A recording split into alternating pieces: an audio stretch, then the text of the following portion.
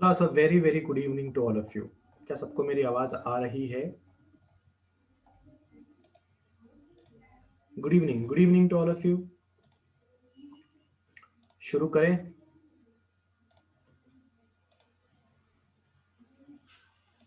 बढ़िया। अगर आपको याद होगा तो in the previous lecture we completed the surface tension chapter.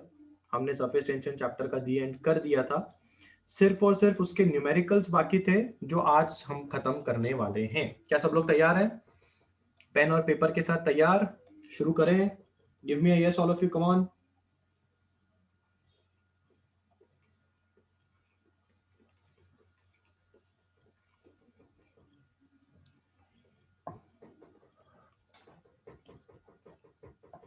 चलिए शुरू करते हैं। लास्ट क्वेश्चन से शुरू कर रहा हूं। 23rd क्वेश्चन आपका, वहां से शुरू कर रहा हूं। धीरे धीरे ऊपर की तरफ जाएंगे और कुछ होमवर्क्स भी दूंगा। जो सिंपल सिंपल होंगे हम वो होमवर्क ले सकते हैं। कोशिश करूंगा ज्यादा होमवर्क ना देने की और हम लोग यहीं पे मैक्सिमम क्वेश्चंस को सॉल्व करेंगे। सबसे पहले 23rd क्वेश्चन हम सॉल्व कर रहे हैं। A rectangular wire frame of size 2 into 2 centimetres. अगर कोई रेक्टेंगुलर वायर फ्रेम है जो 2 into 2 सेंटीमीटर्स की है, मतलब उसका एरिया कितने का बनेगा? उसका एरिया बनेगा 4 सेंटीमीटर स्क्वायर का। बराबर लेंथ इंटू ब्रेथ करोगे, 2 into 2 करोगे तो 4 सेंटीमीटर स्क्वायर आएगा। इसका मतलब 4 into 10⁻⁻⁴ मीटर स्क्वायर उसका एरिया। ठीक है। Is dipped into a soap solution and taken out. A soap film is formed if the size of the film is changed to 3 into 3 centimetres. इसका मतलब ये जो एरिया है इसको मैं A1 ले लेता हूं और अब आपके एरिया को बदल के कितना कर लिया गया? नया वाला एरिया कितना बनाया? 3 into 3 सेंटीमीटर। 2 into 2 सेंटीमीटर से 3 into 3 सेंटीमीटर में चले गए। 3 into 3 मतलब कितना होगा? 3 3 9, यानी कि 9 into 10⁻⁻⁴ मीटर स्क्वायर आपका नया एरिया बन चुका है। Calculate the work done in the process. The surface tension of the soap solution is इतना। surface tension यानी कि T 3 into 10⁻⁻² न्यूटन प्रति मीटर आपका सरफेस टेंशन है। क्या आपको समझ में आया क्वेश्चन क्या है? Everybody is okay with the question? बोलिए।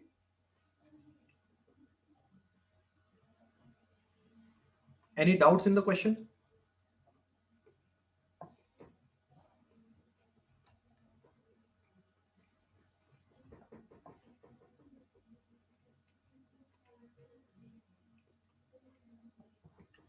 क्या फॉर्मूला है वर्क डन का?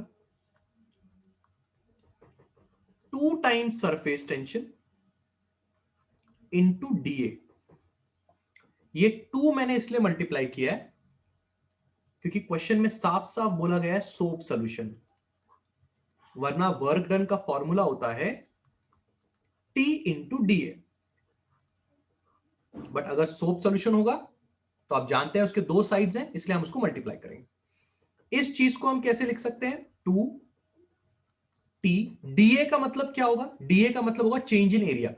उसको हम लिख सकते हैं A2 माइनस A1। अब आपके पास सब कुछ है, खाली आपने इसको पुट करना है। 2 into 3 into 10⁻⁻² into 9 into 10⁻⁻⁴ -4 into 10⁻⁻⁴।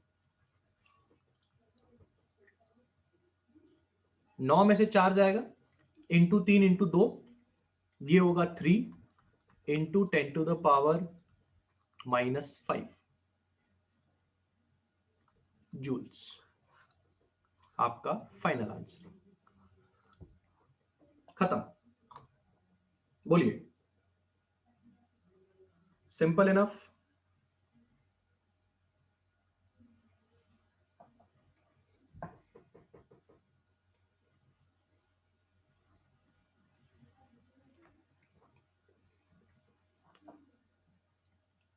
आगे बढ़ू? डन? 23 क्लियर?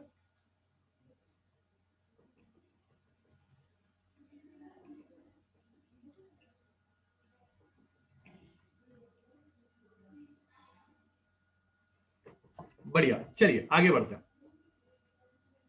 अगले क्वेश्चन की तरफ जाते हैं।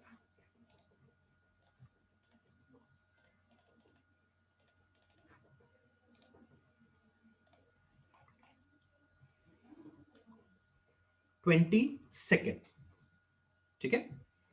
Again a very very simple question, देखते हैं वो क्या पूछने की कोशिश कर रहा है। 22nd question, how much work is required to form a bubble of 2 centimeter radius from a soap solution of surface tension 0.07 newton metre. 22nd question हम करने जा रहे हैं, ठीक है। 22nd क्वेश्चन में हमसे कह रहा है कि जो आपका सोप सोल्यूशन है उसका रेडियस 2 सेंटीमीटर का है, यानी कि 2 इंटू 10⁻⁻² मीटर का। सरफेस टेंशन आपको दिया हुआ है 0.07 न्यूटन प्रति मीटर। वो चाहता है कि आप बताओ कितना वर्क डन होगा ऐसे बबल को बनाने के लिए, ठीक है।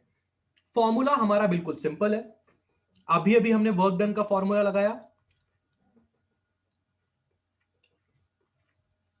2 times T into D A, ठीक है। क्योंकि यहां पे सोप सोल्यूशन पहले से ही मेंशन है, इसलिए मैंने 2 के साथ मल्टीप्लाई किया। जो फॉर्मूला मैंने 22 में यूज किया वही फॉर्मूला मैंने 23 में भी यूज किया था। इसको हम इस तरह से लिख सकते हैं, 2 into T into A2 minus A1। Similar हमने 23 में भी किया। बस सोचने वाली बात क्या है, सोचने वाली बात यह है कि A2 और A1 क्या है। A2 का मतलब आपका फाइनल एरिया, A1 का मतलब आपका इनिशियल एरिया, बराबर। अगर आप ध्यान से समझेंगे तो आपका इनिशियल एरिया 0 होगा, क्योंकि अभी बबल बना ही नहीं है, अभी तो बबल बनना बाकी है। एक बार बबल बनेगा तब तो एरिया आएगा, इसलिए हमने इनिशियल एरिया को 0 ले लिया। फाइनल एरिया कितना होगा? एक बबल एक स्फीयर जैसा दिखता है, तो एक स्फीयर का एरिया कितने का होता है? एक स्फीयर का एरिया होता है 4πr²। पर क्योंकि ये स्फीयर सोप सोल्यूशन से बना है तो उसका एरिया होगा 2 इंटू 4πr²। तो याद रखिए, मैंने जो एरिया के लिए मैंने चीज यूज की है, मैंने यूज किया है सरफेस एरिया ऑफ स्फीयर का फॉर्मूला, दैट इज 4πr²। मैंने उसको 2 से मल्टीप्लाई क्यों किया? क्योंकि एरिया में भी डबल एरिया होगा, अंदर एरिया और बाहर एरिया। क्या आपको समझ में आया मैंने फाइनल एरिया और इनिशियल एरिया को कैसे निकाला? क्या आपको समझ में आया इनिशियल एरिया मैंने 0 क्यों लिया? Is it clear everybody? Done? Initial area 0 क्यों? अभी तक से बबल तो बना ही नहीं है। फाइनल एरिया में 2 से मल्टीप्लाई क्यों किया? क्योंकि सोप है, दोनों तरफ आपको एरिया लेना पड़ेगा। चलिए, अगर आपको यह बात समझ में आ गई है तो पुट कर लीजिए। 2 इंटू सरफेस टेंशन उन्होंने कितना दिया हुआ है? सरफेस टेंशन उन्होंने दिया हुआ है 0.07 इंटू 2 इंटू एरिया के हिसाब से अगर हम पुटअप करेंगे तो कितना आएगा?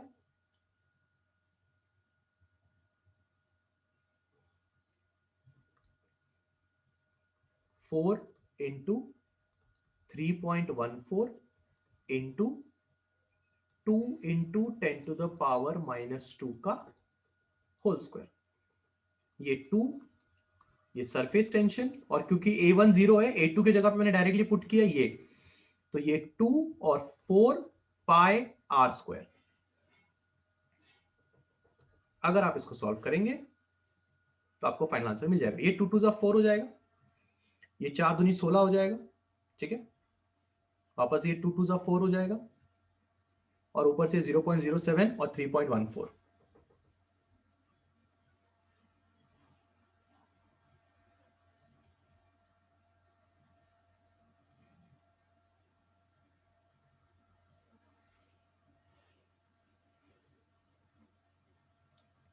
आई थिंक हमने दो बार ले लिया है ना।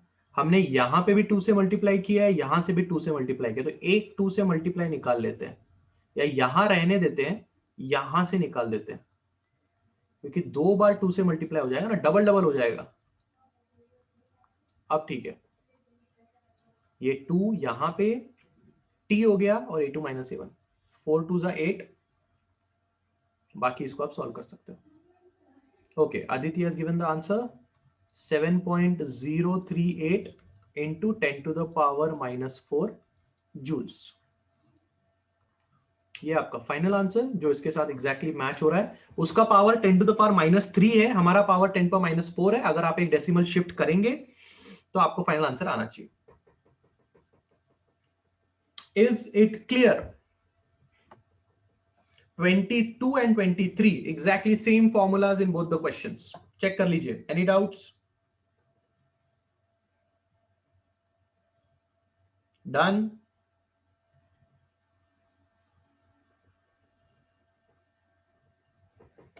क्लियर? चलिए आगे बढ़ते हैं।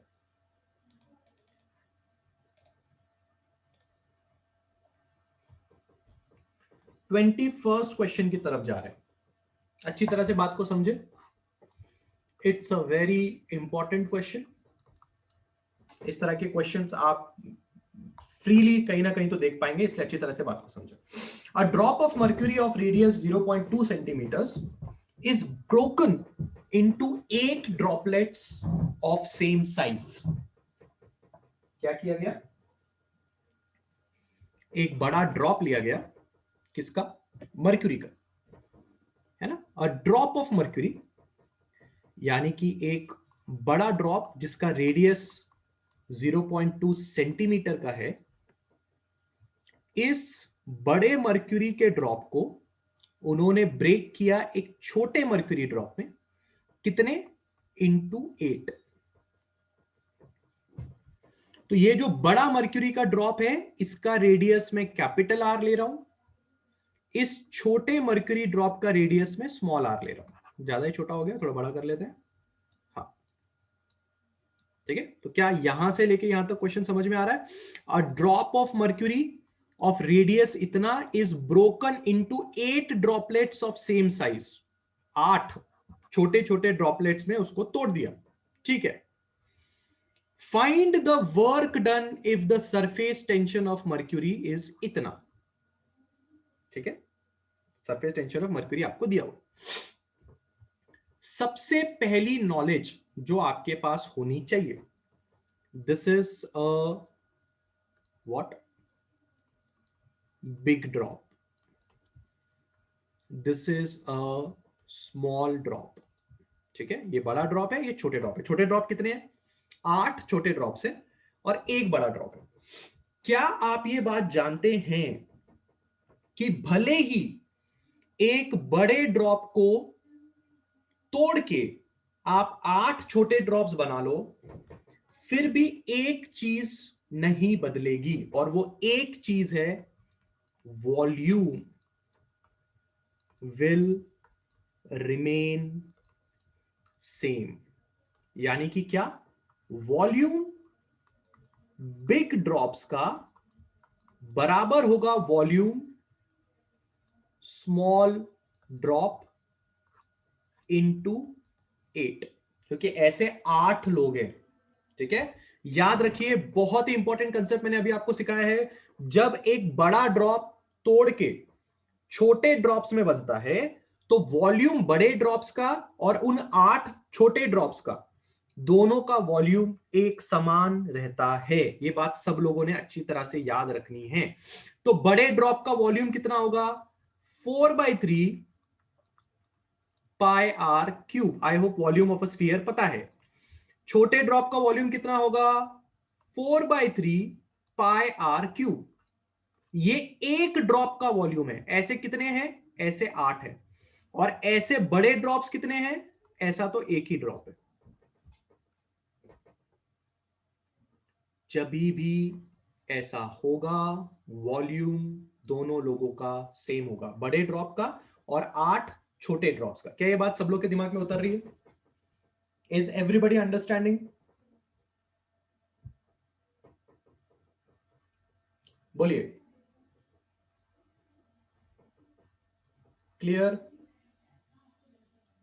बचपन में करते थे ना, बड़ा रेक्टेंगल लेते थे, फिर वैसे ही छोटे छोटे रेक्टेंगल लेते थे, फिर आपको टीचर बोलती थी ये बड़ा रेक्टेंगल इतना वॉल्यूम का है, तो छोटे रेक्टेंगल का वॉल्यूम कितने हैं, तो आपने ऐसे एक्सपेरिमेंट किया ना, छोटे रेक्टेंगल का वॉल्यूम मिला के बड़ा रेक्टेंगल का वॉल्यूम आता है। बचपन में ऐसा एक्सपेरिमेंट किया रहेगा। ठीक है, यहां से आप क्या निकाल सकते हैं, अगर आप नोटिस करेंगे तो आपको बड़े वाले ड्रॉप का रेडियस पता है, पर आपको छोटे वाले ड्रॉप का रेडियस नहीं पता। सर बट वर्क डन के लिए एरिया चाहिए होता है ना, तो एरिया के लिए आपको रेडियस चाहिए होता है ना अभिषेक, वर्क डन के लिए एरिया चाहिए होता है ना, एरिया के लिए रेडियस चाहिए होता है ना। रेडियस है आपके पास, छोटे वालों का रेडियस है, बड़े वाले का रेडियस है, छोटे वाले का रेडियस है आपके पास, नहीं है ना। हाँ, तो अपन अपन अपन ने वॉल्यूम को इक्वेट क्यों किया, why did we equate the volume, हमने वॉल्यूम इक्वेट किया है छोटे वाले बंदों का रेडियस निकालने के लिए।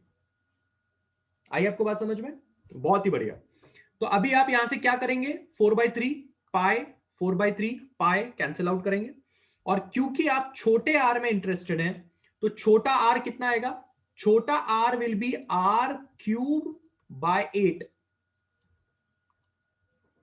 तो छोटे आर की वैल्यू होगी आर बाय 2, क्यूब रूट निकालोगे तो आ गया आपके पास छोटे आर की वैल्यू। तो याद रखिए वी इक्वेटेड वॉल्यूम, हमने वॉल्यूम को इक्वेट करके आर की वैल्यू निकाली, ये हमारा स्टेप 1 था, दिस इज अवर स्टेप 1। याद रखिए क्वेश्चन क्या चाहता है, क्वेश्चन चाहता है कि आप बताओ कितना वर्क डन होगा। अब डायरेक्टली हम लोग जाते हैं वर्क डन के ऊपर। What is work done,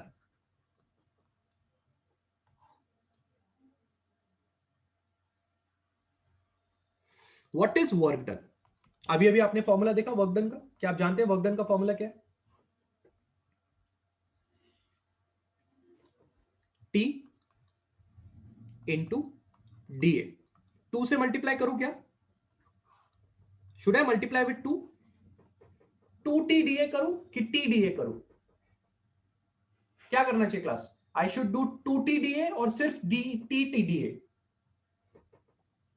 come on everybody, 2 TDA और सिर्फ TDA, क्यों, क्यों ऐसा 2 TDA क्यों नहीं करो, सिर्फ TDA क्यों करना है। अरे बाबा, हम ये किसके लिए कर रहे हैं, हम ये मर्क्यूरी के लिए कर रहे हैं, सोप सोल्यूशन के लिए थोड़ी कर रहे हैं।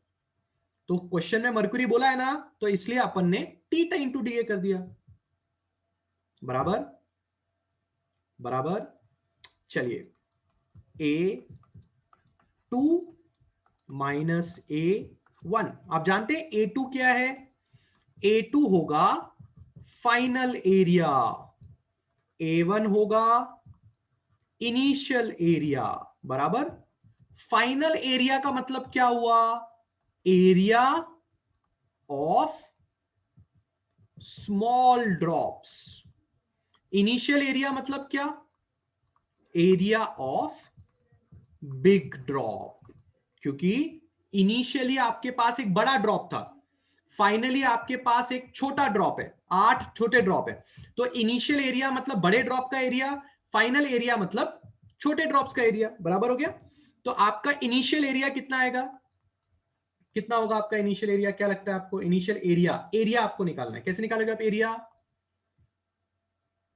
4 πr², ये एक ड्रॉप का एरिया, ऐसे कितने 8, बराबर, और इनिशियल एरिया कितना होगा 4 π∨R², और ऐसे बड़े ड्रॉप कितने, एक, देख के रखो, कोई डाउट है इधर किधर क्लियर करके रखो, समझा, समझा, क्लियर है। फाइनल ड्रॉप छोटे छोटे, इनिशियल ड्रॉप 1। तो इनिशियल ड्रॉप में आपने 1 क्यों मल्टीप्लाई किया, क्योंकि आपके पास बड़े ड्रॉप कितने हैं, एक ही है, और आपके पास स्मॉल ड्रॉप कितने हैं, 8 है। ये एक छोटे ड्रॉप का एरिया हुआ, ऐसे 8, और ये एक बड़े ड्रॉप का एरिया हो, ऐसा एक ही है। क्लियर एवरीबॉडी, डन, पक्का? आपको समझ में आ रहा है मैंने एरिया के साथ 8 क्यों मल्टीप्लाई किया, क्योंकि छोटे छोटे ड्रॉप्स आपके पास 8 है। आप पुटअप कर सकता हूं मैं इसके अंदर, T इंटू, कैसे पुटअप करूंगा, 4 pi are square into 8 minus 4 पाई बड़ा आर स्क्वायर। बिल्कुल सही। T इंटू, अभी अभी मैंने छोटा आर निकाला था, छोटा आर की वैल्यू थी बड़ा आर बाई 2, तो अगर आर स्क्वायर है तो वो आ जाएगा, into 8 minus 4 pi are square, तो वैसे ही चल रहा है, ठीक है। टी, देखा, नोटिस करना मैंने क्या किया अभी, ठीक है। यहां पे क्या चल रहा है, work done, work done, work done. T into, थोड़ा अच्छे से लिखते हैं, 4 पाई आर स्क्वायर, नीचे 4 आएगा, इंटू 8 आएगा, और यहां पे 4 पाई आर स्क्वायर चल रहा है। 4 1 जा, 4 2 जा, एक काम करते हैं, 4 पाई आर स्क्वायर कॉमन निकाल लेते हैं, तो अंदर कितना बचेगा, 2 माइनस 1, बराबर बराबर, किसी को समझा? यहां पे 2 था, यहां पे कितना था, 2, यहां पे था 4 पाई आर स्क्वायर, यहां पे भी है 4 पाई आर स्क्वायर। अगर मैंने 4 पाई आर स्क्वायर कॉमन निकाल लिया तो यहां बचेगा 2, यहां बचेगा 1, बराबर। वर्क डन बराबर टी इंटू सिर्फ 4 पाई आर स्क्वायर। टी,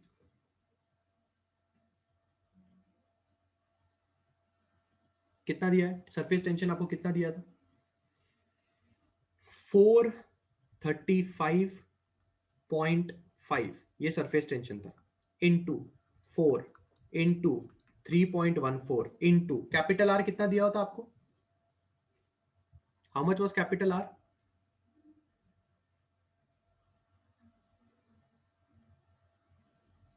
0.2। ऐसे पुट कर दो, कोई फर्क नहीं पड़ता, क्योंकि वैसे भी सब सीजीएस सिस्टम में जा रहा है ना, सब सीजीएस सिस्टम में जा रहा है। अगर आप इसको सॉल्व करेंगे तो कितना आएगा आपके पास,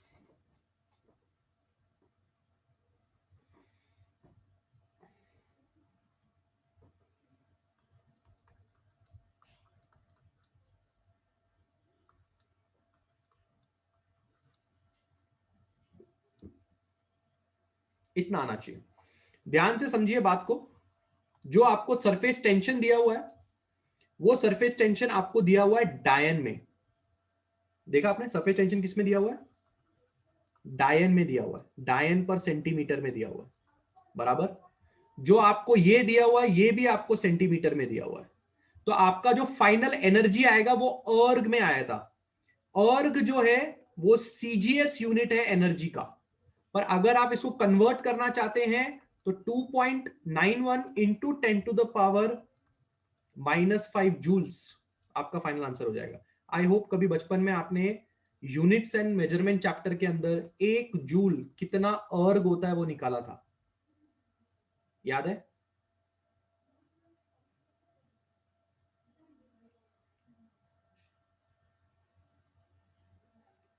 याद आ रहा है कुछ?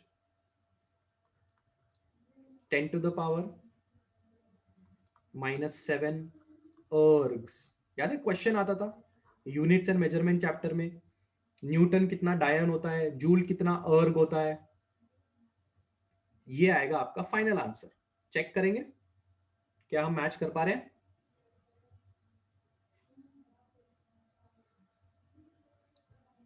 बिल्कुल सही मैच कर पा रहे हैं।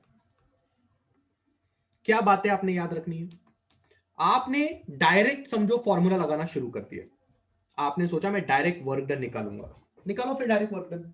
आपने टी लिखा, आपने एरिया को A2 - A1 लिखा, आपने यहाँ पे एरिया वेरिया सब पुटअप किया, आपको पता चला कि एरिया कितना होता है 4 पाई आर स्क्वायर, ऐसे 8 लोग हैं, एरिया कितना होता है 4 पाई आर स्क्वायर, ऐसे एक ही लोग है। छोटा आर मतलब छोटा ड्रॉप, बड़ा आर मतलब बड़ा ड्रॉप। पर जब आप सॉल्व करोगे ना तो अटक किधर जाओगे, आपको छोटे आर की वैल्यू नहीं पता होगी, क्योंकि क्वेश्चन में सिर्फ बड़े आर की वैल्यू दी हुई है।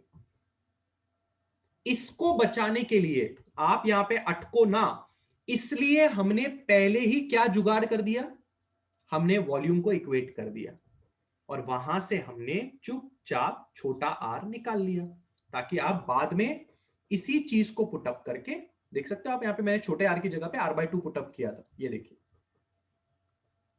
ताकि हम अटके ना और हमारा काम इजीली हो गया। तो क्या आप याद रखेंगे, जब एक बड़ा ड्रॉप छोटे ड्रॉप्स में टूटता है तो बड़े ड्रॉप का वॉल्यूम और सारे छोटे ड्रॉप्स का वॉल्यूम सेम रहता है। रखेंगे इस बात को याद सब लोग, फटाफट बोलिए हाँ या ना। Clear? Can we move forward? Can we go for the next question?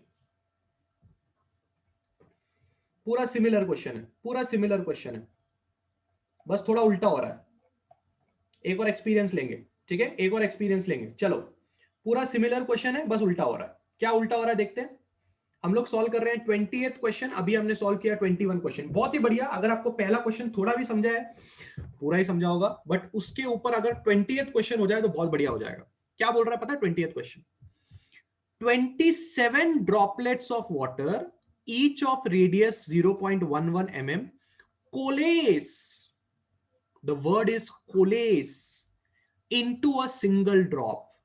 What does the word coalesce means? क्या बोल सकते हैं कोलेस को हिंदी में? ऐड या फिर मिल जाना, कम टुगेदर, कम टुगेदर, या फिर कंबाइन, जो भी वर्ड आपको अच्छा लगे इसमें से याद कर लो। क्या बोला पता है उसने? ऐसे चुन्नू मुन्नू कितने हैं बताओ? हाउ मेनी चुन्नू मुन्नूस? चुन्नू मुन्नूज आर 27। अरे 27 है ना रे बाबा, 27 ड्रॉप्स ऑफ वाटर ना, 27 चुन्नू मुन्नू, यानी कि 27 स्मॉल ड्रॉप कंबाइन होइंग एंड बनिंग one single drop with radius capital R. This is big drop. बराबर? क्या आपको समझ में आया? ये 21 का एग्जैक्टली ऑपोजिट है। 21 में क्या किया? One big drop tooting into 8 small droplets. Here what is happening? Chunnu Munnu 27 combining and becoming one big drop. And again he is asking us, find the change in the surface energy. And what is change in the surface energy? Change in the surface energy is work done. अगर आपको याद है, मतलब work done ही निकालना है, change in surface energy work done होता है। समझा? क्वेश्चन समझा किसको क्या करना है? पक्का? तुम्हें छोटा आर कितना दिया? 0.1 mm, यानी कि कितना? 10⁻³ मीटर। बताओ कमी किसकी है? बताओ कमी किस बात की है? क्या नहीं पता तुम्हें? छोटा आर पता है, क्या नहीं पता तुम्हें? सरफेस टेंशन दिया है ना अभिषेक, देखना सरफेस टेंशन दिया है ना, 0.072 न्यूटन पर मीटर। बताओ कमी किस बात की? हाँ, कमी है बड़े वाले के रेडियस की। अब तुम्हें बात समझ में आई ना? तो अपन ना समझदार लोग हैं, तो अपन क्या करेंगे, वॉल्यूम रिमेन्स सेम, यानी कि वॉल्यूम छोटे ड्रॉप्स का इंटू 27, ऐसे 27 लोग हैं, इन सबका वॉल्यूम मिला के बिग ड्रॉप के वॉल्यूम के बराबर होगा। बराबर है? तो चलो यहां से कार्यक्रम शुरू करते हैं और बड़ा आर निकालते हैं। छोटे ड्रॉप का वॉल्यूम कितना होगा? 4/3 पाई छोटा आर क्यूब, ऐसे 27 लोग, और ये होगा 4/3 पाई बड़ा आर क्यूब, ऐसा एक ही इंसान है। बराबर? चुन्नू मुन्नू लोग 27 है, बड़ा ड्रॉप एक ही है। यहां से 4/3 पाई कैंसिल करो। क्योंकि आप बड़े आर में इंटरेस्टेड हैं तो बड़ा आर क्यूब होगा छोटा आर क्यूब इंटू 27। आप आर की वैल्यू निकालें, कितना आएगा? 3 टाइम्स आर। समझा? जैसा डिमांड वैसा सप्लाई। छोटा आर दिया था, बड़ा आर नहीं दिया था, इसलिए वॉल्यूम इक्वेट करके बड़ा आर निकाला। पिछले वाले क्वेश्चन में क्या हुआ था? बड़ा आर दिया था, छोटा आर नहीं दिया था, इसलिए वॉल्यूम इक्वेट करके छोटा आर निकाला। जैसा डिमांड वैसा सप्लाई। अब तुम्हें कौन रोक सकता है? कोई रोक सकता है? कोई नहीं रोक सकता। वर्क डन बराबर टी इंटू डी ए, बराबर T final area minus initial area. T finally क्या हुआ? फाइनली क्या हुआ? फाइनली तुम चुन्नू मुन्नू को मिला के एक बड़ा ड्रॉप बने, तो तुम्हारा फाइनल एरिया कितना आना चाहिए? एरिया, एरिया कितना आना चाहिए? 4 पाई बड़ा आर स्क्वायर। कितने बने? एक बने। माइनस इनिशियली तुम लोग क्या थे? 4 पाई छोटा आर स्क्वायर। कितने लोग थे तुम? 27 लोग थे। आता है? समझ में आता है? देख रहा हूं मैं किस तरह से लिख रहा हूं, भूलना मत। 27 मल्टीप्लाई करना बहुत लोग भूल जाते हैं, ठीक है ना? याद मत रखना, ये एक बंदे का सरफेस एरिया है, ऐसे 27 लोग हैं। ये एक बंदे का सरफेस एरिया और ऐसे एक ही लोग हैं, इसलिए एरिया मल्टीप्लाई करते हुए इस बात का भी ध्यान देना कि फाइनली तुम बड़े ड्रॉप थे, इनिशियली तुम चुन्नू मुन्नू थे, इसलिए सबको बराबर सब जगह पे लिखना, ठीक है? वर्क डन बराबर सरफेस टेंशन 4 पाई, बड़ा आर पुट करो 3r का स्क्वायर माइनस 4 पाई छोटे आर का स्क्वायर इंटू 27, ठीक है? 4 pi are square into 9 minus 4 pi are square into 27। आगे तो दिमाग चली गया होगा, मैं कॉमन लेने जा रहा हूं, बराबर है T 4 pi are square common 9 minus 27, ठीक है? कितना आएगा? टी इंटू 4 पाई, मल्टीप्लाई नहीं रहे, 4 पाई आर स्क्वायर, ये 9 में से 27 18, बराबर। चलो चलो पुट करो 0.072 इंटू 4 इंटू 3.14। छोटू आर कितना था? छोटू आर था 10 टू द पावर -3, बराबर ना? 10 टू द पावर -3 का स्क्वायर, हाँ -18, माइनस साइन थोड़ा बाजू में रखिए, इंटू 18, हाँ -18। अब माइनस का बताऊंगा, टेंशन मत लो, -18 लिख लेता हूं, माइनस का भी बताऊंगा। Work done. फाइनल आंसर कितना आएगा रे बाबा? फाइनल आंसर आता है 1.628 into 10 to the power -7 joules with the minus sign.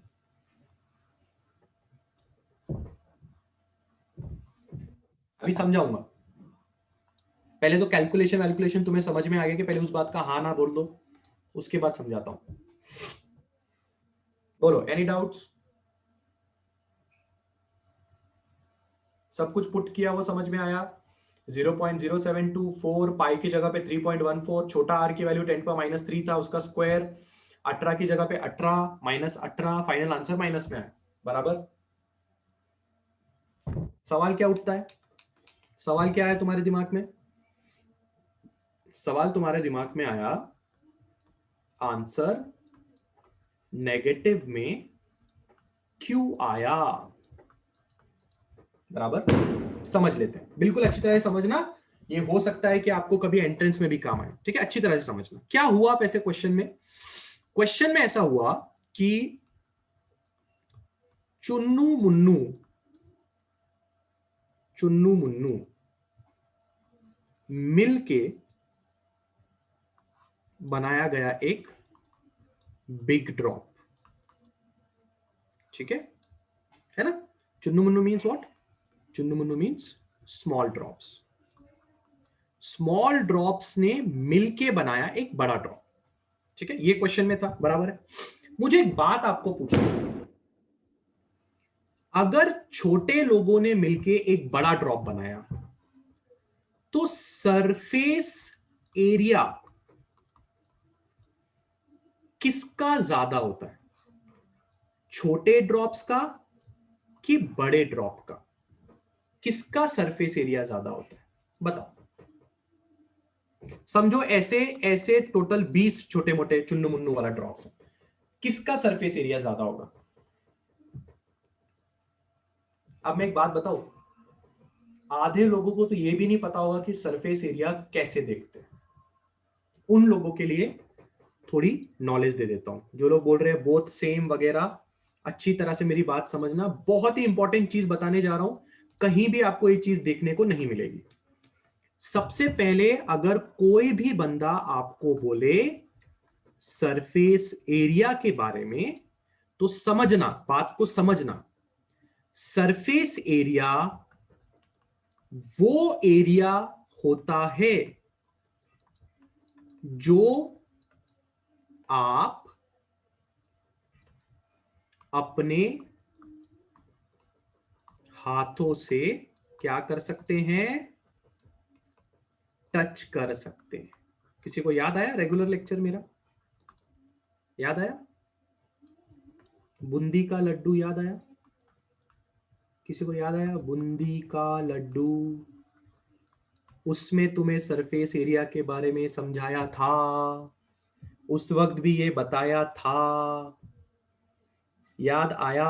Diagram याद है? बूंदी के लड्डू में अगर छोटे छोटे बूंदी को मिला के तुम एक बड़ा लड्डू बनाते हो तो सरफेस एरिया डिक्रीज हो जाता है, और छोटी छोटी बूंदी का सरफेस एरिया ज्यादा होता है। अगर आपको वो लेक्चर याद आया तो आपको पता ये चलेगा कि सरफेस एरिया स्मॉल ड्रॉप्स का मोर होता है और बड़े ड्रॉप्स का लेस होता है।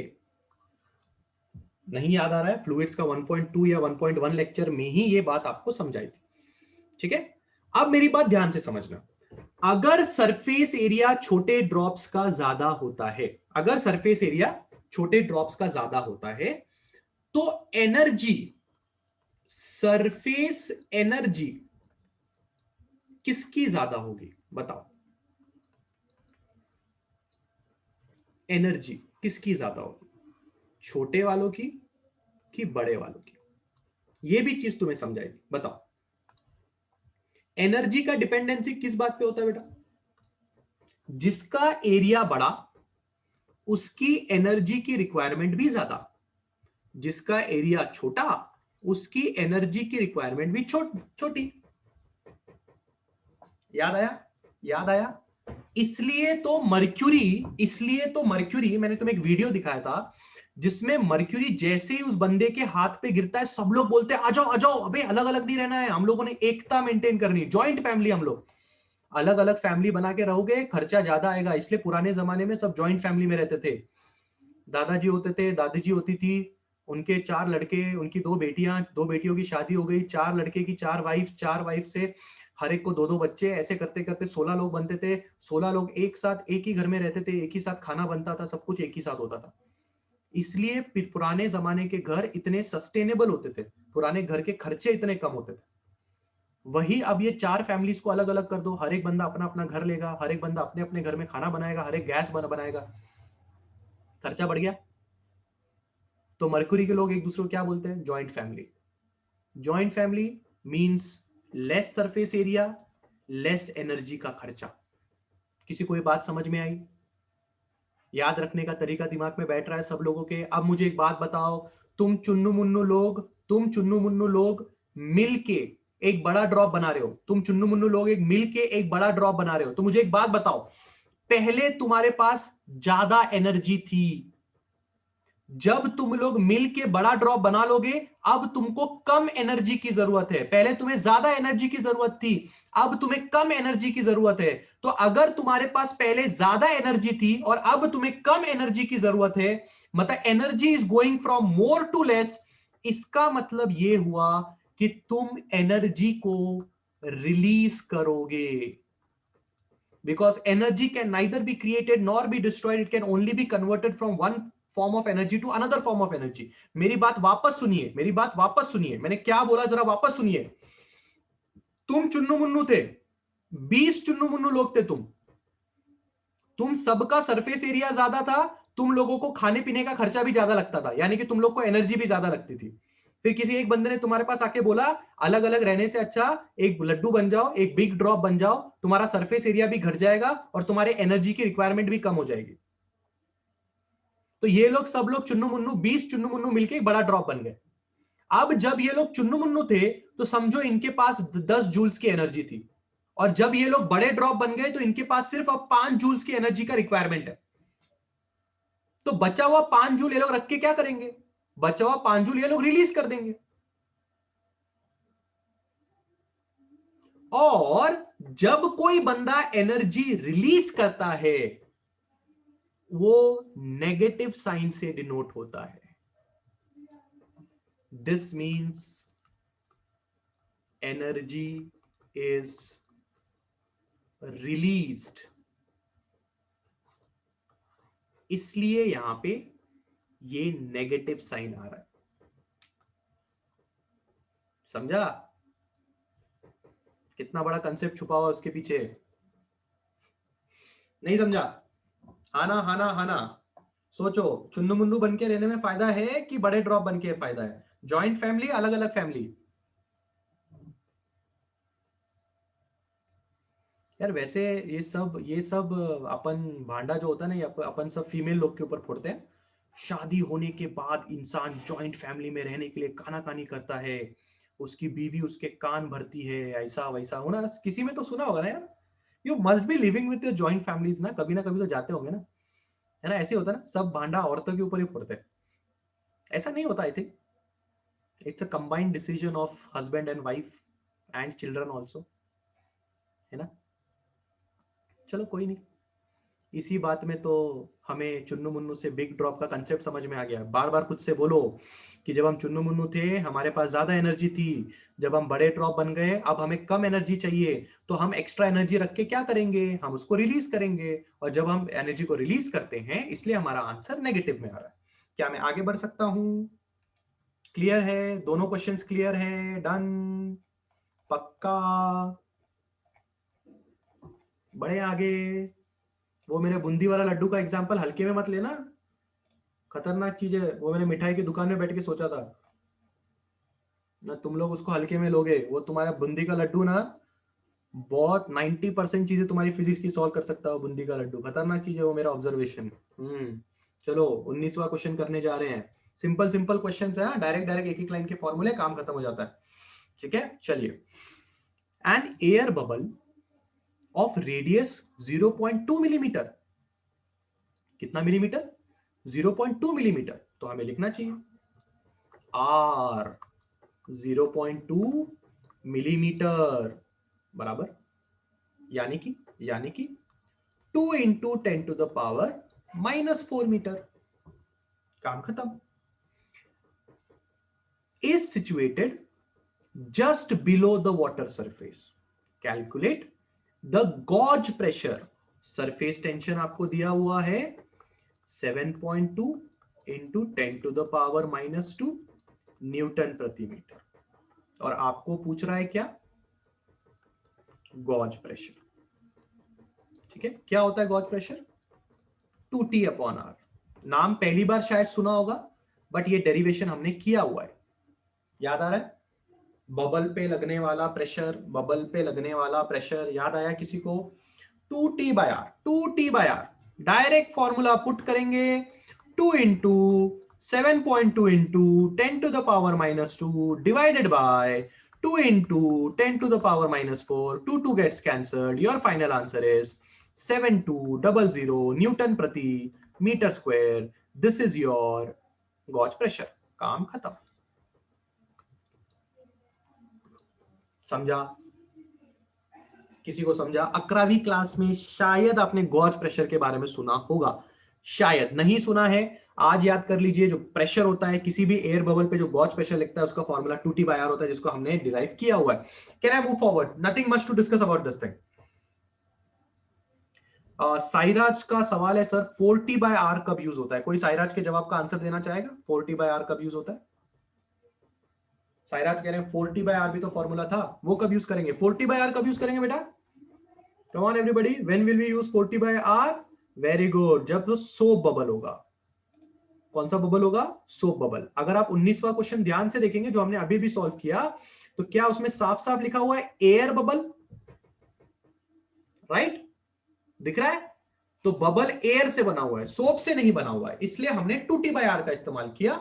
अगर सोप से बना होता तो 4T/R का इस्तेमाल करते। Sairaj is it clear? बढ़े आगे? चलो, सिंबल क्या है गॉज प्रेशर का? आप उसको पी से भी डिनोट कर सकते हैं, ऐसा कुछ नहीं है। प्रेशर आप पी से भी डिनोट कर सकते हैं, गॉज प्रेशर हो या प्रेशर, उसको आप पी से भी डिनोट कर सकते हैं।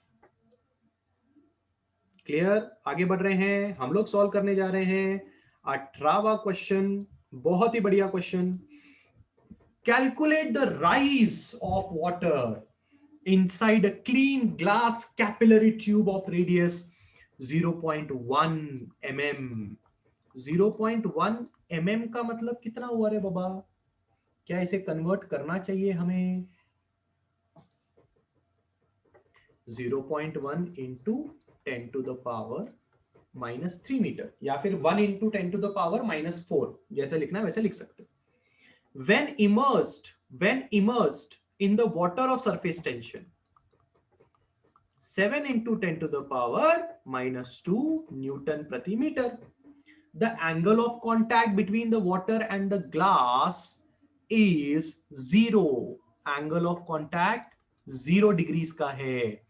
डेंसिटी ऑफ पानी आपको दिया हुआ है 1000 kg प्रति मीटर क्यूब, और acceleration due to gravity use करने के लिए बोला है 9.8 मीटर स्क्वायर। ऐसे क्वेश्चन अगर एग्जाम में आ जाए तो ऐसा समझो कि आपने बहुत अच्छे कर्म किए हुए हैं, क्योंकि डायरेक्ट फॉर्मूला यूज करना है 2t cos थीटा अपॉन रो। क्या फॉर्मूला था, मैं ही भूल गया। 2t row G R, rho G are. मैं अच्छे कर्म बोल रहा था, मैं ही फॉर्मूला भूल गया। हाँ, 2t cos theta upon rho G R. Rho G R क्या बोलते हो पब्लिक, याद आया? हमने हाइट ऑफ द कैपिलरी निकाला था, पानी ऊपर चढ़ता है। फार्मर बिरमर का एक्सप्लेन किया था मैंने, काय को नांगरते बिंगरते, कुछ याद आया रे तुम लोगों को? अंडरस्टूड? ऐसा तो नहीं है ना कि सर बहुत दिन बाद लेक्चर ले रहे हो आप कौन, मैं खामखा? अरे बढ़िया, अच्छी अच्छी अच्छी अच्छी अच्छी अच्छी, याद आ रहा है, याद आ रहा है, याद आ रहा है। बहुत ही बढ़िया, सब कुछ तो है हमारे पास, किस बात की देरी है? खाली पुट करना है, काम खत्म करना है। H बराबर 2 इंटू सरफेस टेंशन कितना दिया हुआ है, 7 into 10 to the power -2 into cos 0 degree whole divided by density कितनी दी हुई है 1000, acceleration due to gravity 9.8, radius कितना दिया हुआ है 0.1 इंटू 10 टू द पावर -3। इसको अगर आप सॉल्व करोगे तो आपको आना चाहिए 0.124142 मीटर, जो कि आपका फाइनल आंसर होगा। कहां गया? ये cos 01, cos 01। Come on, nothing to worry about, nothing to worry about. Direct formula substitution, काम खत्म है। इतना आप लोग कर सकते हो। बोलो बोलो बोलो। Nothing to worry about, direct formula substitution, 2t cos theta rho G R, 2t cos theta rho G R. Tension वाला काम ही नहीं है, टेंशन वाला काम ही नहीं है। बोलिए बोलिए बोलिए। बहुत ही बढ़िया, बहुत ही बढ़िया, आगे बढ़ने जा रहे हैं। नए वाले क्वेश्चंस लेके आने पड़ेंगे।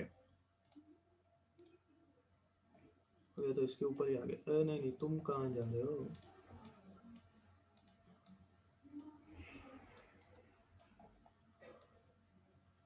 बहुत ही बढ़िया, बहुत ही बढ़िया। 19वां 17वां क्वेश्चन हम नहीं कर सकते because this is based on Bernoulli's principle, जो हमने पढ़ा ही नहीं है। शायद आपने 11th स्टैंडर्ड में पढ़ा होगा तो अच्छी बात है, ठीक है। 16th क्वेश्चन हम नहीं कर सकते, टॉरेसिल्स लॉ के ऊपर है, जो हमने पढ़ा ही नहीं है, स्किप कर दिया गया है, ठीक है। Again this is equation of continuity, पढ़ा ही नहीं है। 15वां भी नहीं। टर्मिनल वेलोसिटी वाला क्वेश्चन हम कर सकते हैं, मैंने टर्मिनल वेलोसिटी आपको पढ़ाया। आइए करते हैं 14th क्वेश्चन। तैयार? Again a direct formula question, no त्रास नथिंग। पढ़ते हैं, सबका ध्यान यहाँ पे होना चाहिए। आई होप टर्मिनल वेलोसिटी का कंसेप्ट आप लोग को अच्छी तरह से याद होगा। With what terminal velocity will an air bubble of radius 0.4 mm, कितने का रेडियस है? 0.4 mm का रेडियस है, यानी कि 0.4 into 10 to the power -3 metre in diameter. अरे तेरी तो, इसको तो मैंने रेडियस लिख दिया। जोश दोश में गलती होने से बच गया। एयर बबल का 0.4 मिलीमीटर डायामीटर दिया हुआ है, हम उसको रेडियस समझ रहे थे।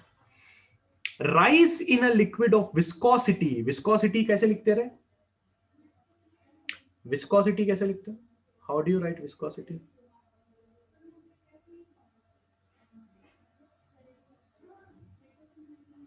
ईटा। अरे याद आया, कोएफिशिएंट ऑफ विस्कोसिटी याद आया, 0.1 newton seconds per metre square. Eta, eta याद आया? अरे ईटा याद आया क्या रे? कि फेंक के मारो फिर याद आएगा तुमको eta? Very good, very good, very good. Specific gravity, specific gravity. अब मुझे नहीं पता कितने लोग को स्पेसिफिक ग्रेविटी के बारे में नॉलेज है, नहीं है तो मैं दे दूंगा, टेंशन मत लीजिए। पर फिर भी उस स्पेसिफिक ग्रेविटी को जरा पहले लिख लेते हैं कि स्पेसिफिक ग्रेविटी को हम डिनोट करते हैं रो से 0.9। इसके बारे में चर्चा बाद में करेंगे। डेंसिटी आपको दी हुई है हवा की, डेंसिटी एयर की आपको दी हुई है 1.29 kg प्रति मीटर क्यूब, बस इतना ही आपको दिया हुआ है। ठीक है, सबसे पहले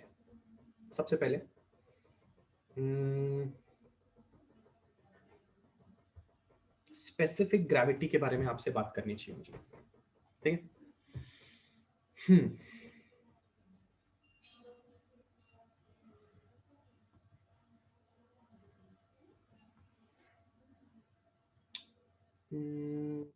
स्पेसिफिक ग्रेविटी कितनी होती है पता है?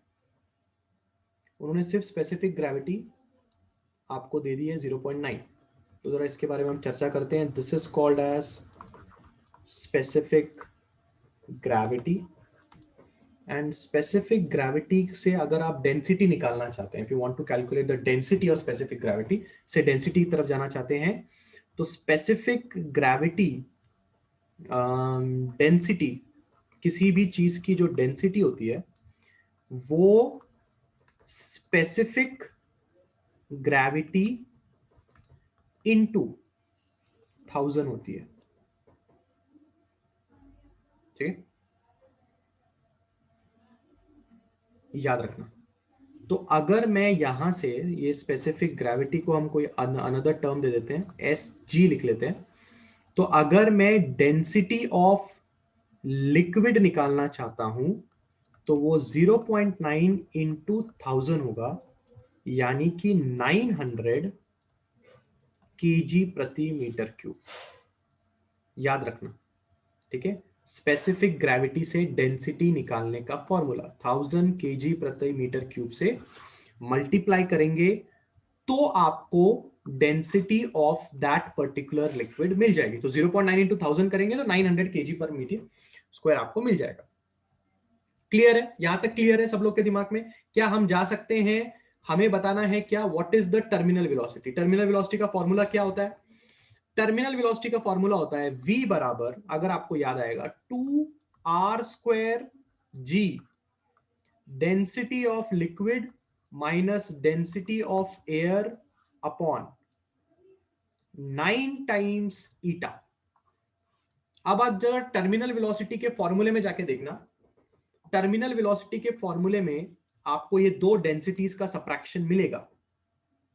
ठीक है, मैंने क्या किया, मुझे साफ साफ दिखाई दे रहा है कि लिक्विड की डेंसिटी ज्यादा है और एयर की डेंसिटी कम है, इसलिए मैंने लिक्विड की डेंसिटी माइनस एयर की डेंसिटी कर दी।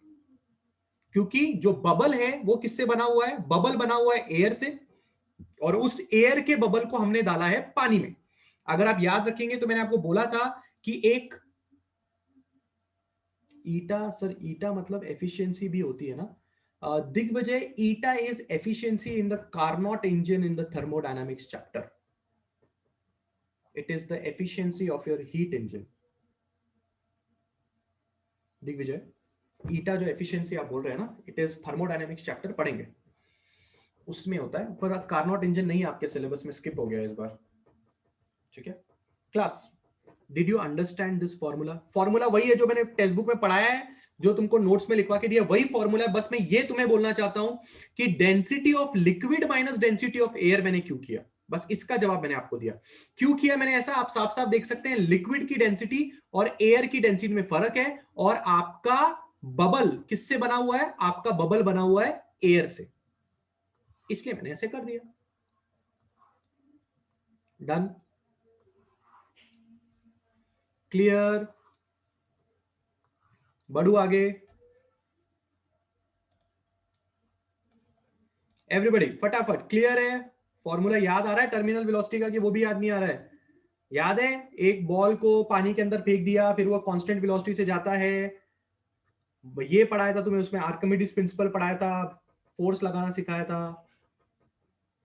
बहुत ही बढ़िया, चलिए पुट अप करते हैं। 2 इंटू आर की वैल्यू कितनी है भाई, रेडियस कितना आएगा, 2 इंटू 10⁻⁻⁴ का स्क्वायर, क्योंकि डायमीटर ही 4 है ना।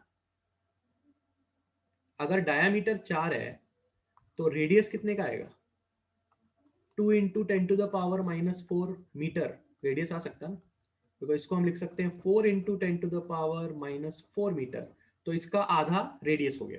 तो इसलिए मैंने रेडियस पुट किया 2 इंटू 10⁻⁴ इंटू जी 9.8 ले लेते हैं। डेंसिटी ऑफ लिक्विड 900 है, डेंसिटी ऑफ एयर 1.29 है, whole divided by 9 into eta कितना दिया था भाई, यार ईटा कितना दिया था,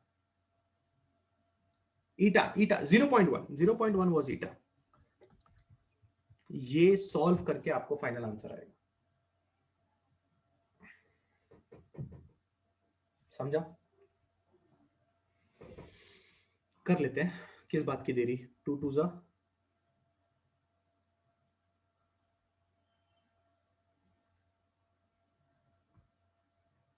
नहीं 2 इंटू 2 2 जा 4 इंटू 10⁻⁴ 4 दूनी 8 इंटू 9.8, 9 में से 1.29 जाएगा, कितना बचेगा 898.7 बराबर है, होल डिवाइडेड बाय 9 इंटू 0.1 करेंगे 0.9 आएगा, बराबर है।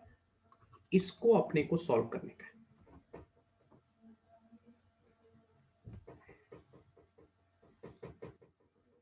हो जाएगा,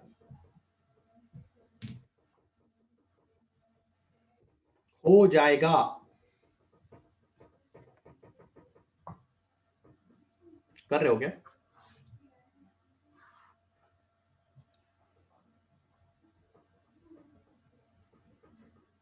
That's great. Yes, the answer will be 7.829 into 10⁻⁻⁴ metre प्रति सेकंड, बिल्कुल सही। चेक करते हैं,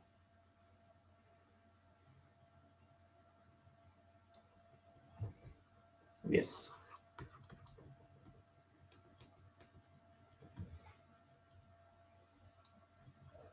डन।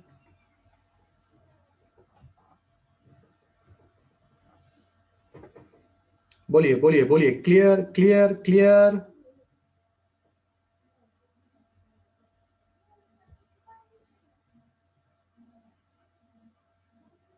डायरेक्ट फॉर्मूला है, खाली पुट करना है, और क्या है,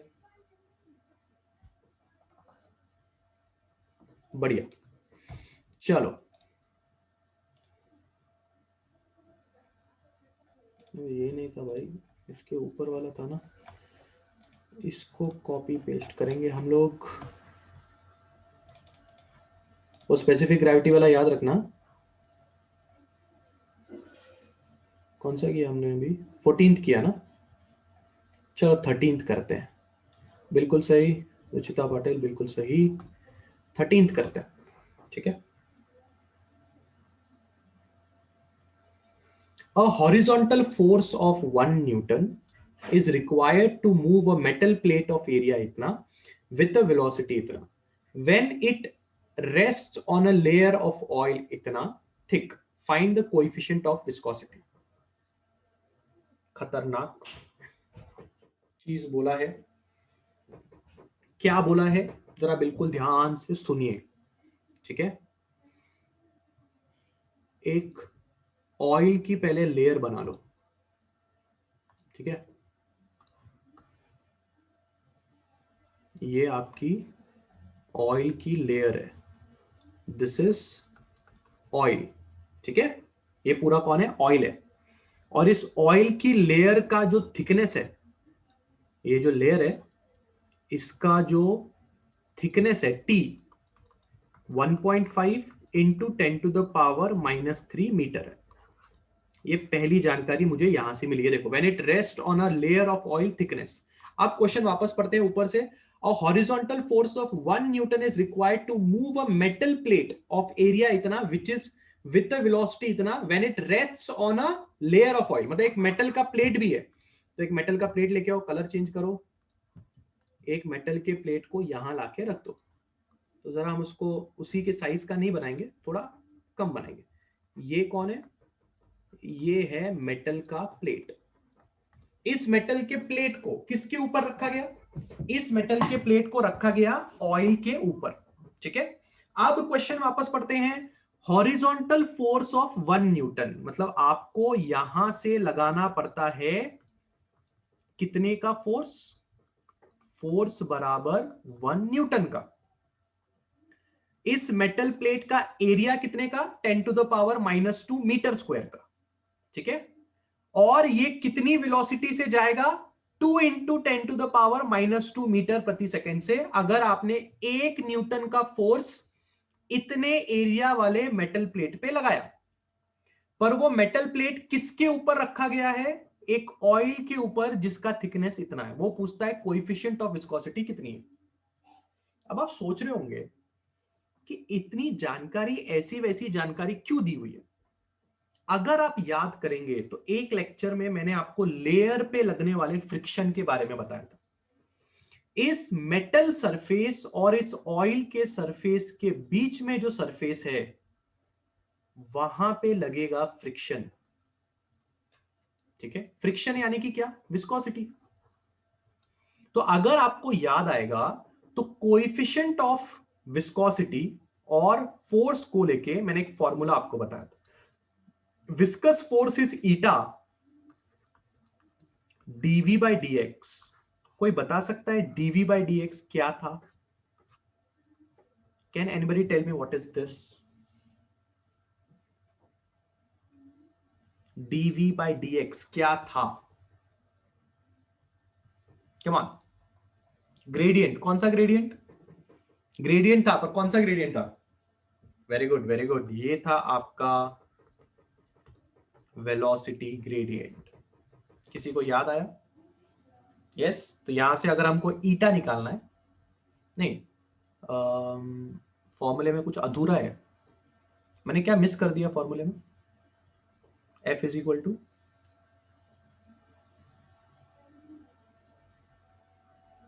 कुछ तो फॉर्मूले में अधूरा है। Area, area. Thank you Pratibha. Area miss कर दिया मैंने। हाँ हाँ, A eta A into dv by d x. बिल्कुल सही, बिल्कुल सही। और आप यहां से क्या चाहते हैं? कोएफिशिएंट ऑफ विस्कोसिटी चाहते हैं, मतलब आप चाहते हैं ईटा। तो ईटा क्या हो जाएगा? एफ अपॉन ए डीवी बाय डीएक्स। राइट, बिल्कुल सही। सो फोर्स कितना है आपका? फोर्स आपका 1 है। एरिया कितना है आपका? 10⁻⁻²। डीवी बाई डीएक्स आप कैसे निकालेंगे? बिल्कुल ध्यान से देखिए। ये जो थिकनेस है आपके ऑयल की वही आपका एक्स है, और वेलोसिटी आपको दी हुई है 2 into 10⁻⁻²। This thickness is actually your x. ठीक है, and velocity is 2 into 10⁻²। Right, put up कर सकते हो आप यहां से। डीवी बाई डीएक्स की जगह पे, डीवी की जगह पे 2 इंटू 10⁻², एंड डीएक्स की जगह पे थिकनेस कितना दिया है? 1.5 into 10⁻³ you just have to solve this to get the final answer. ये आएगा आपका 30/4 यानी कि 7.5। चेक करते हैं, न्यूटन सेकेंड पर मीटर स्क्वायर। देखने में डिफिकल्ट बट है बिल्कुल सिंपल। याद रखिए डीवी बाई डीएक्स का मैंने किस तरह से इस्तेमाल किया। जो लेयर्स होते हैं ना ऑयल के, उसी लेयर्स में आप वेलोसिटी ग्रेडियंट की बात करेंगे। तो इसी लेयर्स में हमने डीवी, मैंने एक डायग्राम भी आपको बना के दिखाया था डीवी बाई डीएक्स के लिए, अगर आपको याद आएगा तो। Is it clear? चेक कर लीजिए कहां पे क्या सब्स्टिट्यूशंस हैं। डन।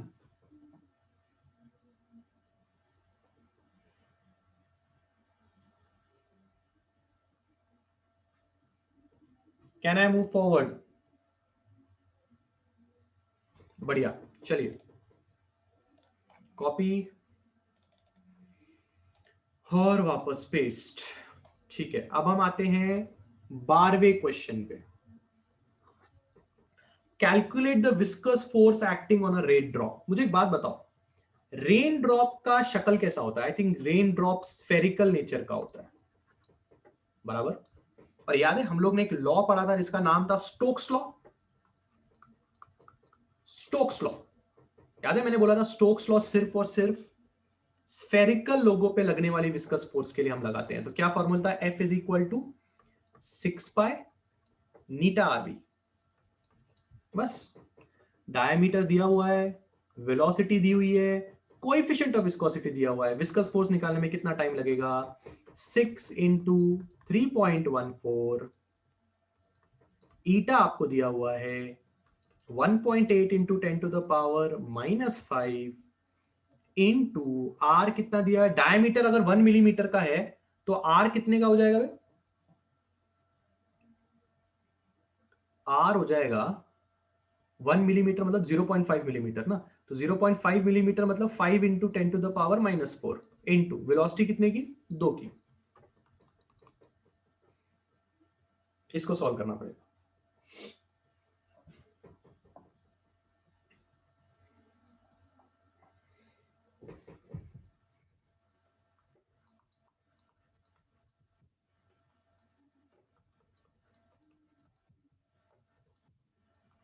3.394 आता है, मैच करता है। दिमाग इस तरह से लगाना है, नॉलेज को रखना है। याद रखो रेन ड्रॉप स्फेरिकल नेचर का होता है, और स्फेरिकल नेचर वाले लोगों पे अगर विस्कस फोर्स निकालनी है तो स्टोक्स लॉ, खत्म बात। 6 पाई नीटा आरबी। 2 मिनट का काम था, डन।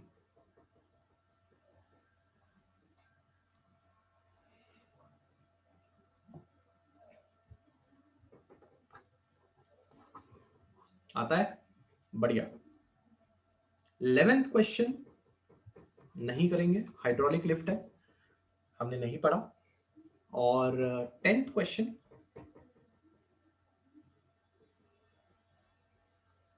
भी नहीं करेंगे क्योंकि 11th स्टैंडर्ड से बिलोंग करता है। वैसे फॉर्मूला बता देता हूँ, कभी अगर करना हो तो प्रेशर होता है P naught plus H rho G, 11th standard में पढ़ा होगा, ठीक है। एंड ये तो हाइड्रोलिक लिफ्ट है, पास्कल्स लॉ लगता है यहाँ पे, वो भी अगर 11th स्टैंडर्ड में कहीं देखा होगा तो लगा सकते हैं। So with this done. जितने न्यूमेरिकल्स थे सारे के सारे हमने किए कंप्लीट। क्या आपने नोटिस किया, अगर आपको बेसिक सिर्फ वो चुन्नू मुन्नू वाला जो था, छोटे छोटे ड्रॉप को बड़ा बनाना, बड़े ड्रॉप को छोटा बनाना, वहां पे थोड़ी एक्स्ट्रा नॉलेज आपको दी गई कि वॉल्यूम इक्वल करना पड़ता है, ऐसा होता है वैसा होता है। बाकी जगहों पे तो आप देख सकते हैं एकदम डायरेक्ट फॉर्मूला एंड खत्म बात। इतना भी कुछ उसमें टेंशन वाली बात है ही नहीं। क्या आपको बात समझ में आ रही है? Done, clear? Reply reply reply reply reply. Practice start कर दो आज के आज, ठीक है।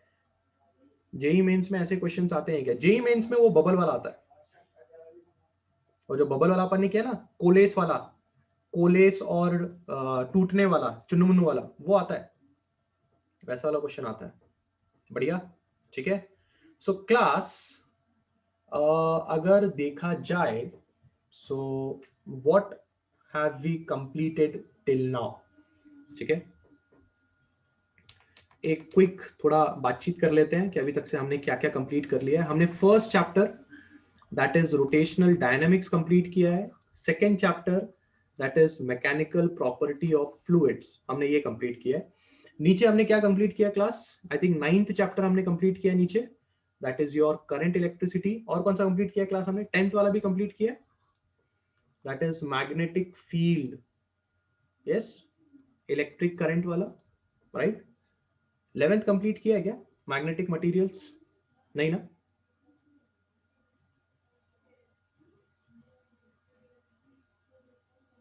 नो, ठीक है। So class 4 chapters have been completed, पूरे के पूरे विथ न्यूमेरिकल्स।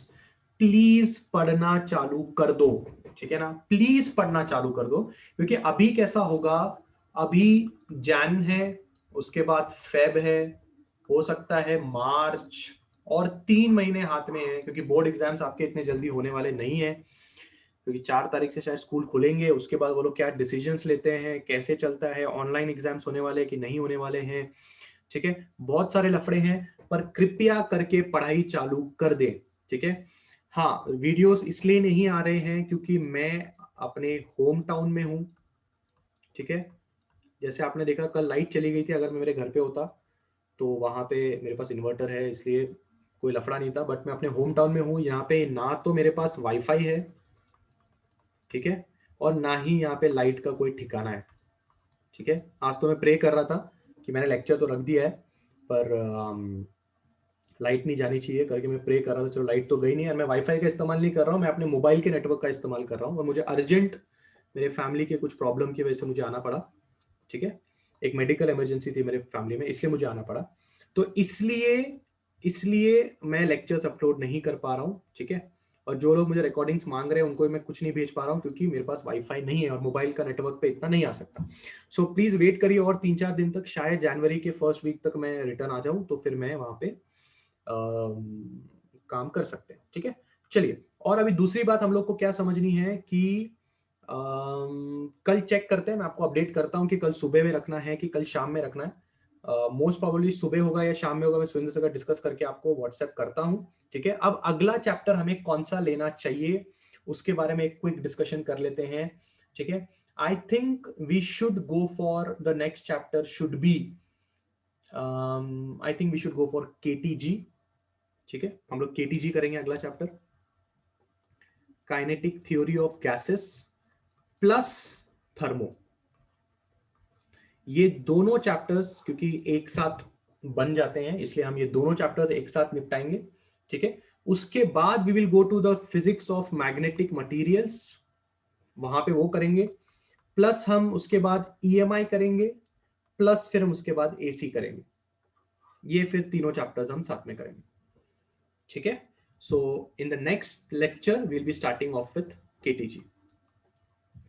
लेकिन 4 तारीख से तो कॉलेज स्टार्ट हो रहे हैं, क्या बोल रहे हैं आप, एक मिनट, 4 तारीख से क्या हो रहे हैं, कॉलेज स्टार्ट हो रहे हैं, उसके हिसाब से लेक्चर शाम को नहीं रख सकते क्या प्रियांशी? कॉलेज आपके स्टार्ट हो रहे हैं, but we are keeping the lecture from 6 to 7:30 ना AM, तो 6 to 7:30 AM तो आप अटेंड कर सकते हो ना, 8 बजे से भी अगर कॉलेज है तो 6 to 7:30 तो अटेंड कर सकते हो। शाम में बहुत लफड़ा हो रहा है, शाम में बहुत लफड़ा हो रहा है, 3-3 घंटे का शेड्यूल बनाना मुश्किल हो पा रहा है। आकांक्षा आएगा ग्रुप में, आएगा ग्रुप में। अभिषेक इज सेइंग 5:30 to 7 रखो, मुझे 5:30 उठने में कोई प्रॉब्लम नहीं है, मुझे 5:30 उठने में कोई प्रॉब्लम नहीं है, बाकी बाकी लोगों को हो सकता है ना प्रॉब्लम। तुम लोग अगर 5:30 उठने को तैयार तो मेरे को क्या प्रॉब्लम है?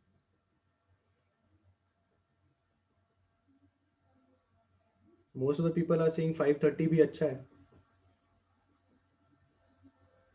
हाँ, कॉलेज के लिए रेडी होना पड़ता है, आई नो दैट, बट फिर आपको 5:30 रखा तो आपको 5 बजे उठ के पूरा कॉलेज का कपड़ा वपड़ा पहन के 5 साढ़े 5 को लेक्चर अटेंड करना पड़ेगा, उसके बाद फिर आगे जाना पड़ेगा।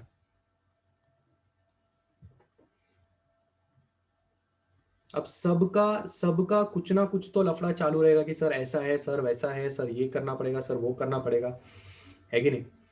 तो फिर इसलिए हम सोच रहे हैं कि कितने लोग का है 7:30 वाला प्रॉब्लम, कितने लोग का है? अगर 5-10 मिनट ऊपर नीचे होता है तो आप बोल के निकल सकते हो। आई थिंक 6 to 7:30 बहुत आइडियल टाइम है, मस्त वाला टाइम है 6 to 7:30। साइराज क्या प्रॉब्लम है? मॉर्निंग कॉलेज 7 ऑनलाइन है क्या साजिया, कि ऑफलाइन है?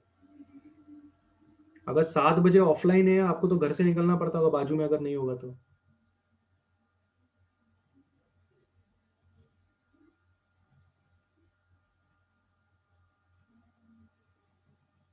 Not sure. ठीक है, वेट करते हैं 4 तारीख तक, बताओ। ठीक है, we don't have college lectures at morning so we are okay. जो लोग का नहीं है वो तो बिंदास है, उनका टेंशन नहीं है मेरे को। कुछ लोग ऐसे हैं जो रेगुलर अटेंड भी करते हैं और कॉलेज होने की वजह से उनको नुकसान हो जाएगा, इसलिए मैं थोड़ा डर रहा हूँ मॉर्निंग शेड्यूल के लिए भी। बट यार इवनिंग में बिठाना बहुत मुश्किल हो रहा है, फिर भी हम ट्राई कर रहे हैं, देखते हैं अभी। मुंबई में कॉलेज स्टार्ट नहीं होगा, अभी तो सर्कुलर आया है 4 तारीख से स्टार्ट होगा, लेट्स सी। प्रीति, मेरा भी ऑफलाइन स्टार्ट हो रहा है, रेगुलर नहीं है आई गेस। हाँ, only 3 days in a week, 7 बजे से 1:30 तक।